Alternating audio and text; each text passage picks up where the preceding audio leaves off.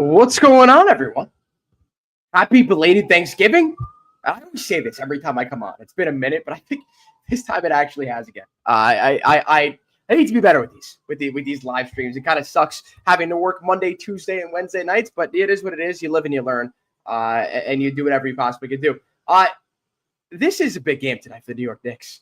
It's a big, big game. And even if you're completely out on the in-season tournament, which if you are, I can understand why. But either way, people complain left and right. You got people on both sides of this one argument that, I hate the NBA during this time of the year because the NFL is so much more interesting and these regular season games are meaningless. Okay, now the regular season games have meaning. And tonight is an extremely meaningful game for the Knicks against the Orlando Magic, a top team in the East at 15-7. The Knicks, of course, at 12-8. And this is a make or break game for the Knicks. Not as much for the Magic because of with the Emirates NBA Cup, the three division winners. There's three divisions. There's six total divisions, three in each conference of five teams each. There's a wild card team. There's 8 teams that make it total. And the Knicks point differential sucks. They blew some big leads. They only beat the Sixers. The Sixers were the one game in which they won by a lot. The Nets game, they beat the Nets. And then, of course, what we witnessed last week in which the Knicks won a game against the Hornets that they should have won by 45 by 1 point. So if the Knicks lose this game, they are out of the Emirates NBA Cup. Take a deep breath, everyone. I know that may be hard to digest. But yes, the Knicks are out with the loss tonight. The Magic, on the other hand, they have an extremely good point differential. They are at 3-0. The Knicks are at 3-0 as well. If they lose this game, as long as they don't lose it by 45 points, they will make the knockout stage of the Emirates NBA Cup. I keep trying to call it the in-season tournament, but listen, I apologize if I keep referring to it as the in-season tournament. It's the Emirates NBA Cup. Terrific. There you go. But this is, again, it's an important game for cup purposes, and also just the fact that the Magic have been on an unbelievable run since they lost Paolo Banchero. They've won 12 of their last 13 games. And at 15-7 right now, they're comfortable, 2.5 games ahead of the Knicks, 2 games ahead of the Knicks in the Eastern Conference standings. The Magic are a top 3 team in defensive rating. There's like a 3-headed snake at the top of the NBA. The Magic, the Thunder, and the Rockets, the 3 top teams in defensive rating. The Magic are at number 3. And these teams are separated by, 1 point in the defensive ratings.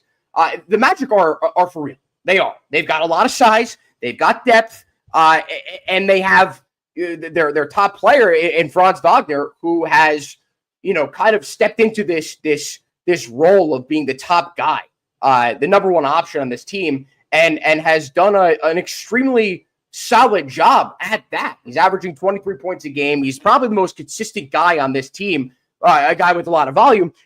And he is going to be a tough task for whoever ends up guarding him in this game, whether it be OG Anunoby or Mikal Bridges. Another thing about the Magic that they possess, the Knicks don't, we've talked about it a million times on the Knicks side, is the lack of size in the front court. With OG Anunoby playing the 4, whoever it is, Josh Hart, you ever want to say both those guys guard whoever, it doesn't even matter. There isn't a set 1 through 4 besides Cat at the 5, Brunson at the 1. But the Knicks lack size. They lack size. The Magic do not. The Magic do not. With Wendell Carter Jr. and Goga Bitadze, a guy in which a lot of people out there wanted the Knicks to go out and get. He ends up signing back with the Magic. It's too much money anyway. And, of course, the Knicks now don't have any front court depth. They're still waiting on the returns of Precious Achiuwa and Mitchell Robinson. Who the hell knows what's going on with Mitch? Precious, there was a reevaluation period of 2 to 4 weeks. It's now been 6 weeks since we've really heard anything. He's progressing, ramping up on-court activities. Hopefully he should be back within the next week or two. Who knows? But the Knicks have done a pretty good job thus far this season at 12-8 with the lack of depth they've had in the front court. But this is a game in which they may struggle because not only is the Magic, I guess, not only is the Magic one of the best defensive teams in the NBA, but they're also one of the best rebounding teams in the NBA. As I mentioned, the size that obviously plays into it. The Magic are allowing by far the least amount of second chance points at 10.3, which is almost 2 points less than the next team on that list. The Knicks, they don't rebound. I mean, listen, Karl-Anthony Towns, you look at his stats. He's averaging over 10, 11 rebounds a game. That doesn't really tell you anything, considering the fact that the Knicks struggle to rebound. And they only have 3 guys in the starting lineup who could realistically rebound. They don't have a real 4. You've got Cat, who brings down most of the rebounds. OG's an okay rebounder. Josh Hart, who was the best rebounder, 6'4" and under in NBA history. But yeah, listen, I think that the biggest thing for the Knicks tonight is because, and here's the other thing about this game. Both these teams are bottom 3 in pace, or bottom 5 in pace. Could be a really low scoring game. The Knicks happen to be one of the lowest, teams in terms of pace, but also happen to have the top offensive rating in the NBA. Their ISO ball is just second to none. They move the ball extremely well. They're not rushing it up and down the court. And the Magic are kind of in that same boat. They're not, this unbelievable team offensively. They kill you on the defensive side. And every one of the advanced defensive metrics, they are top 10. They are top 10. So, again, this is going to be, not only, again, is it a make or break game for the Knicks in terms of standings in the Emirates NBA Cup, but also this is just, an important game for the Knicks to show that they are, no matter who they play, a force to be reckoned with on the offensive end. We got our first comment of the show, and it tends to be from the same 3 people, but we got Casey again. Casey says, hearing anything about Mitch, start Mitch at the 5 when he's back, trade him, you play Mitch. Mitch has no trade value whatsoever. No trade value. He is so much more valuable to the Knicks than to any other team. Mitchell Robinson at the 5 could change the way we look at this team. If he comes in, and the spacing is still great because you got Towns at the 4, and the paint will be a little bit more clogged with Mitchell Robinson in the middle, because Mitchell Robinson, I think there's a stat like he's only had 1 jump shot outside of like 8 feet his entire career or something like that. Don't quote me on that.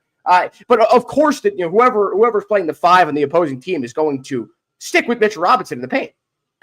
Spacing won't be as good, but you are gaining in Mitchell Robinson, when healthy, one of the best defenders in the NBA. Might be the best interior defender in the NBA. There are a lot of guys who you could put on that pedestal. But Mitchell Robinson has proved it time and time again. What did he do? In the first round of the Eastern Conference playoffs last year against the Sixers. And all the Sixers fans are going to want to say, and as they've been saying over the last 7-8 months, I mean, bullshit. Excuse my language. That Joel Embiid wasn't healthy. Okay, fine. You know who also wasn't healthy? Mitchell Robinson. He was playing on one leg, and then of course Embiid hurt him. But what we saw in that round, Mitchell Robinson put the clamps on Joel Embiid. There are not many guys out there in the NBA that could do what Mitchell Robinson does. His length is second to none. His athletic ability is second to none. He could jump, through the gym, and of course, it remains to be seen whether or not Mitchell Robinson will be anywhere near the type of athlete. I feel like every time Mitchell Robinson's gotten hurt and come back, he's looked like less and less springy, right? And that's par for the course with athletes and their injuries. And Mitchell Robinson, of course, has had his fair share of said injuries. So it remains to be seen. Do I trade Mitchell Robinson? Absolutely not. Because, again, 1, he's no value. And 2, it's an interesting prospect to see what he could do manning the middle with Karl-Anthony Towns to 4. Think about how much better the Knicks' depth will be with Josh Hart coming off the bench. He could still close every game, depending on what the Knicks need down the stretch. If they're going up against a Nikola Jokic, if they're going up against a Joel Embiid, yeah, Mitchell Robinson will probably finish the game. But in most other situations, Josh Hart will be finishing the game. I would not trade Mitch. You can't trade Mitch. You can't. You saw what Karl-Anthony Towns did when he wasn't asked to be the defensive anchor in Minnesota last year. After the Timberwolves made one of the most questionable trades in NBA history for Rudy Gobert, because they did not trust Karl-Anthony Towns to be the standalone five in a defense. That's why I think this could really work. I'm holding out hope. Because from what I've heard, again, there's no value for Mitch on the open market. And you can just tell that, Mitch is Mitch. We know who Mitch is. He's the longest tenured Knick by far now. We know I wouldn't say he's not fully there, but he's just not, he's Mitch.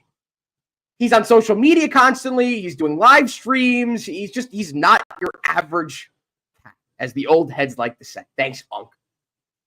He's not your average cat. He's just not.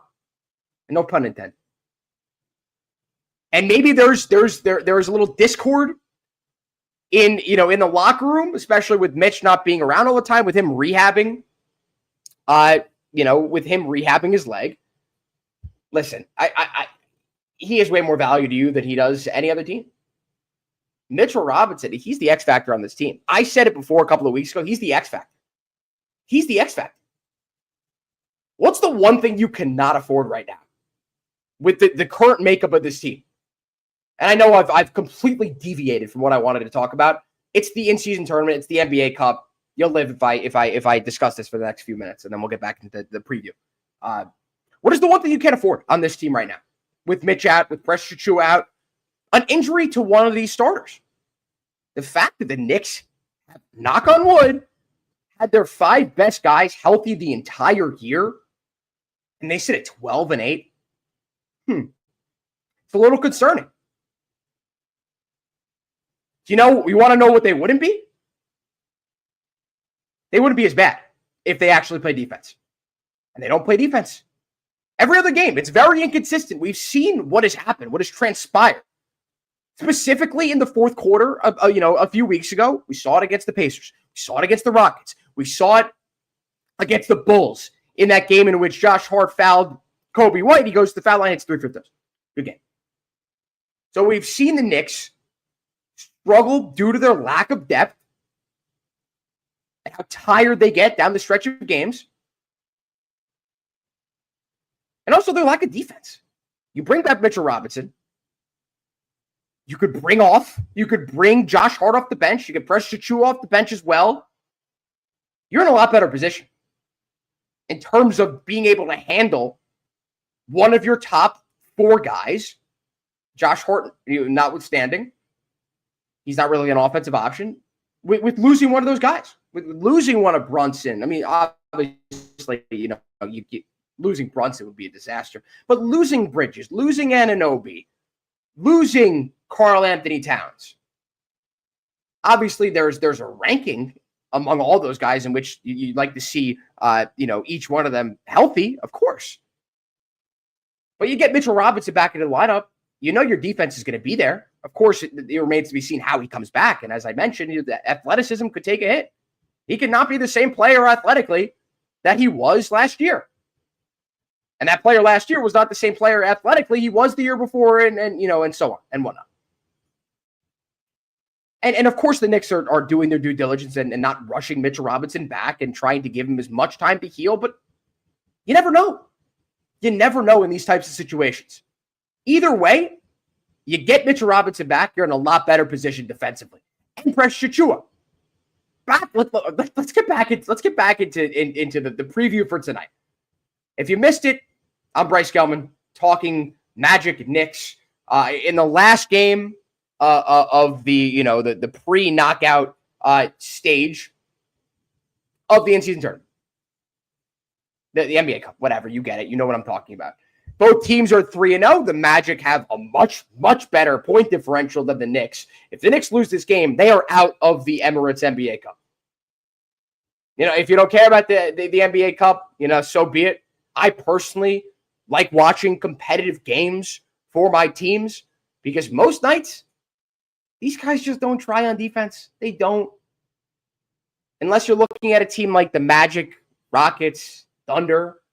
The majority of teams in the NBA could not give a you-know-what on defense during the regular season. But in the NBA Cup, when there's something to play for, they actually try hard on defense. That's why these games are interesting to watch. And I covered this at the start, whether you hate the in-season tournament, you love it, whatever. It is what it is. I'm not blaming you for being on either side of the aisle on that.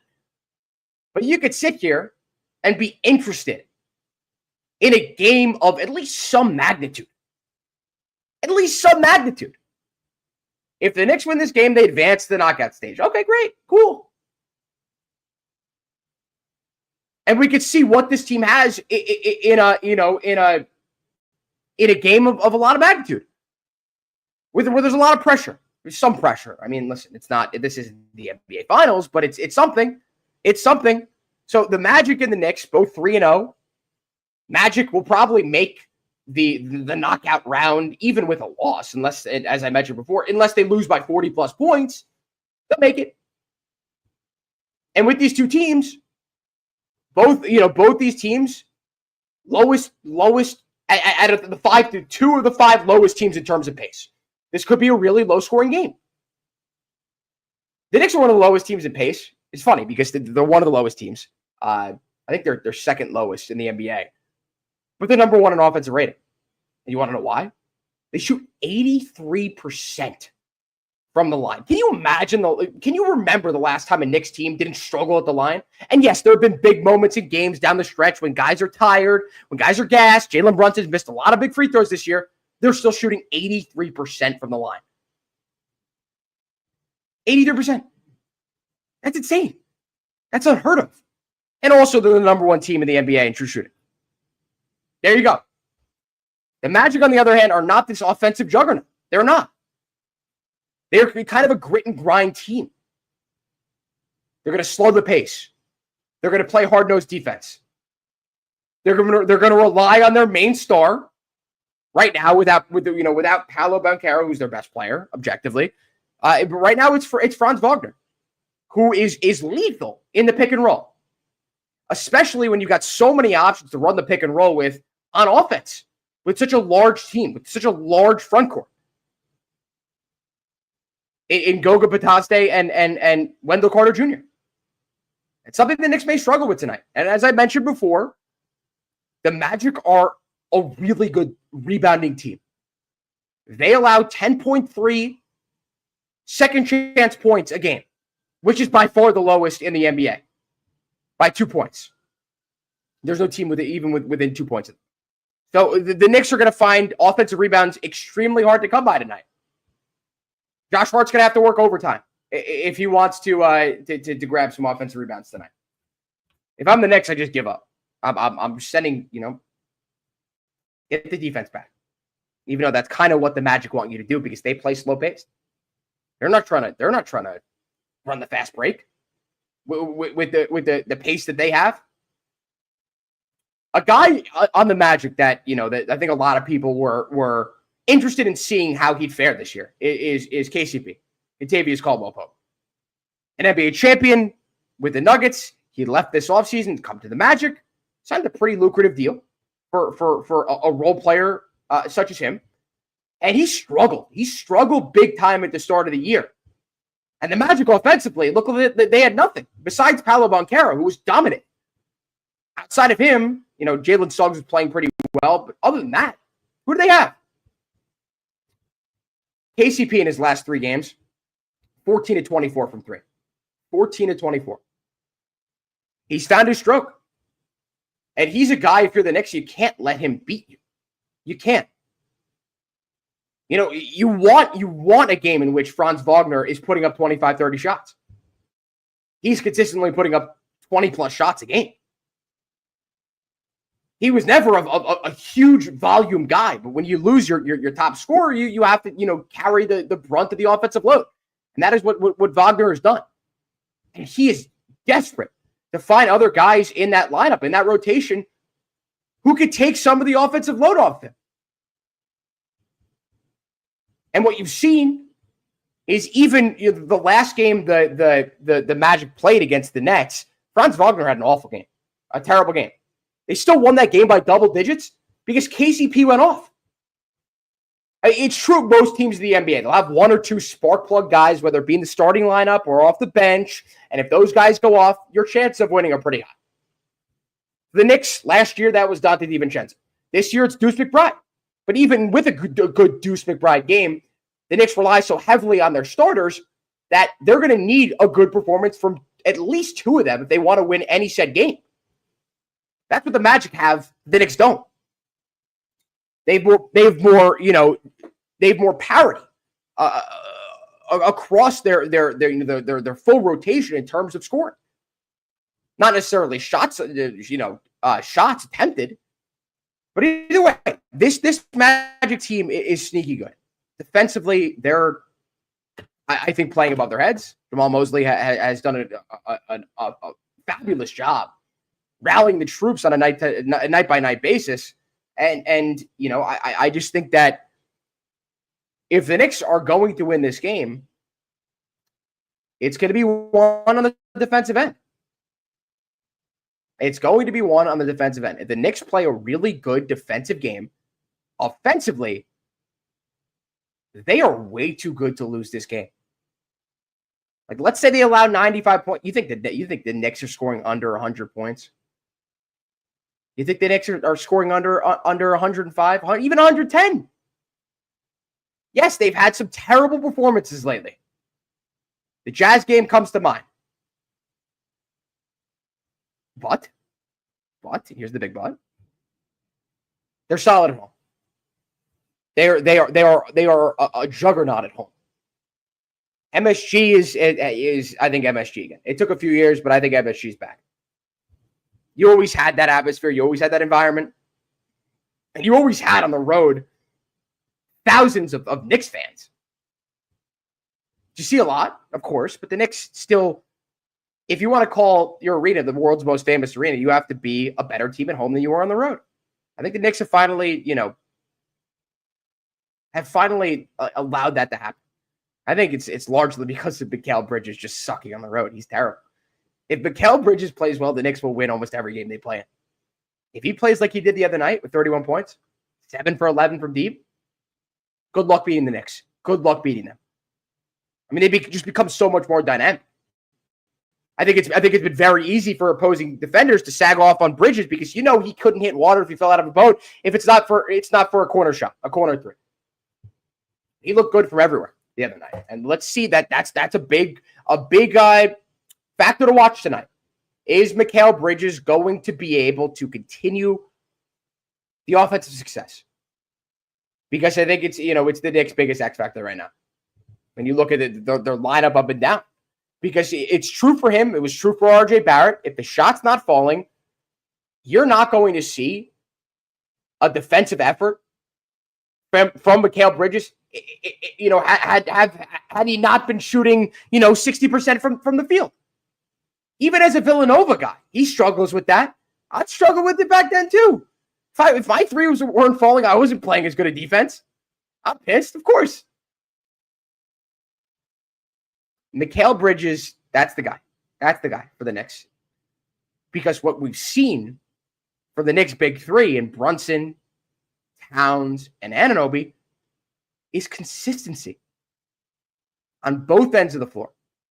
Like, Jalen Brunson, pretty much a non-factor in the defensive side. He's still going to be, putting his body on the line. He's still going to be drawing charges. Karl-Anthony Towns, whatever. What do you realistically expect from him down low? A few shots defended a night, multiple rebounds, which he's been pretty good with, and being a beast on the defensive glass. Sometimes in the offensive. But Mikal Bridges has been that extremely inconsistent player in the starting lineup. Like, you also know what to expect from Josh Hart, from Deuce McBride. Even Jericho Sims lately, over the course of the last 2 to 3 weeks, who has been extremely solid defensively. I just think that it's going to come around for Bridges. It already, he's already turned the page. So let's see a game in which matters. This isn't a meaningless game. Again, because of the in-season tournament, because of the Emirates NBA Cup. This is an important game for that, and for the fact that the Knicks are trying to make a statement here against a team who, on paper, should not have won 12 of their last 13 games. And I'm not trying to discredit what the Magic have done over the course of these last 13 games or however many games it's been since Paolo Banchero went down with his injury. But if you look at the teams they played, the most impressive win, probably the Pacers. They only beat them by 4. They beat the Lakers. They might be the best team on there. They only beat the Lakers by 1 point. The one team they lost to on that stretch is the Clippers. They beat the Nets twice. Like, there are a lot of bad teams. They beat the Hornets. Like, not great teams during the stretch. The Knicks are by far the toughest test, especially with how they looked the other night against the Pelicans, who I understand were missing their 2 top scorers, but they still had DeJounte Murray. They still had CJ McCollum. They still had the two-way beast, Trey Murphy. Can you imagine if Trey Murphy was on the Knicks? He can give them the championship right now. Trey Murphy was coming off the bench for the Knicks. But either way, this is a game in which I think the Knicks are going to win. I do. I've got confidence in them. If they do lose this game, I think it'll be a large indictment on the team as it stands right now. Do I think it matters much in the long term? No. Because as I mentioned before, the makeup of this team with Mitchell Robinson, even the makeup with this team with Precious Achiuwa is going to change. The Knicks have been playing Jericho Sims double-digit minutes a night. Once that changes, we could start to make accurate opinions about this organization, about this team, about what this team will look like come April, come May. I'm saying it, maybe come June. That's all we want, right? Well, to get that, we're going to have to see a completely changed team with Mitchell Robinson and Precious Achiuwa. Like, that's what you should be rooting for right now. Yes, the Knicks to look good and continue to win and, knock on wood, no injuries, specifically to OG Anunoby and Cat. But you also, you got to keep it in the back of the mind, of your mind, with Mitch. I'm going to say likely. I think he goes back into the starting lineup. I think you got to start Mitch. But you just got to hold that hope that works. That's the most important thing for this team. Just praying that they get it right, that the lineup works with Mitch Manning in the middle. Do I think Mitch plays more than 20, 25 minutes a game for the rest of the season? No. These aren't the Knicks of old. And Cat can play the 5 alone. And that, I presume, is how the Knicks will finish a lot of games. I know I'm all over the place, trying to focus on Magic, but you can't not make blanket statements about this team. If you're trying to underline the importance of this game, you also have to underline the importance of how they look going forward, how Mikal Bridges will look tonight. None of this shit matters. None of this shit matters. It doesn't. The game, yes, it does for the NBA Cup, whatever. But in terms of what we've seen from this team, how the starting lineup has looked cohesively on offense, specifically on the defensive end. I take that back. I said offense. They look amazing on offense. None of it will matter. If the Knicks expect to get solid production from Mitchell Robinson and Precious Achiuwa, I don't think that's a crazy thing to say. But this game is important. I want to see a Knicks win. I want to see what these guys could do in a meaningful game. This is not the team that the Knicks made the playoffs and advanced the second round, Game 7 of the second round of the NBA playoffs with last year. It's not. There are a bunch of new faces. You could argue the two of the 3 most important guys on this team are new faces. Nah, I take that back. OG might be the most important player on the team, so I take that back. Either way, guys, it's important that the Knicks come out strong tonight. I've mentioned it. I've underlined it a million times over the course of this live stream. This game is much more important to the Knicks than it is to the Magic tonight. Easily. As I said, the Magic make the Emirates Cup, the knockout stage, with a loss, likely, unless they get blown out of the building, which I don't foresee. The Knicks, on the other hand, they lose, they're out. That's it. Thanks for playing. Thanks for trying. I would like to see the Knicks make the next round. Even if you don't like it, you couldn't care less. You can't sit here and tell me that you wouldn't be excited to watch some meaningful basketball from the Knicks. These regular season games, they don't matter anything. They don't matter whatsoever. They don't. And I know, I went all over the place with the Mitch stuff and whatever, but we get viewer questions. You could leave a comment below and I'll probably go off topic for the next 5 minutes. That's just what happens. I care about what you guys have to say. And if you're just joining now, if you don't know who I am, if you don't know what I do, I talk New York sports. I talk about the Knicks. I talk about the Giants. I talk about sometimes the Jets. I talk about the Yankees. Those are my three teams, the Yankees, Giants, and Knicks. So those are the main teams that I talk about. But, we mix in some other sports too. I'll talk about hockey at some point. Rangers, not looking good. Listen, I don't know much about hockey, but I could see the people that are huge Ranger fans on my timeline collectively losing their minds. And who the hell, what's going on there? I might have to tackle that with the friend of the program, Doug Latuca, big Rangers fan, a resident Rangers fan. I just don't talk Rangers, so at some point we will. But yeah, and I also host One Giant Step with Sean Morash, wherever you get your podcast on the WFN YouTube. We talk all that stuff, whatever. I'm pissed. That's why I'm trying to focus and hone in on these Knicks, because this is some good stuff. This is some uplifting stuff, not that garbage fire. Garbage can. I don't know. You get what I'm saying. That plays over in East Rutherford. What a mess. All right, but that'll do it. I think I've rambled on long enough here. If you like these pre-game shows, let me know. If you like the post-game shows, I can't really do much of those anymore with me working Monday, Tuesday, Wednesday nights now. But if you enjoyed this, let me know. Also, if you enjoyed it, if you're watching on YouTube, leave a like, subscription on Twitter or X, whatever the hell you want to call it. F you, Elon. You can do the same. Listen, I'm here. I talk Knicks. I talk all these teams. Whatever you want. You want to talk, Yankees in my chat? Whatever. I'll do whatever.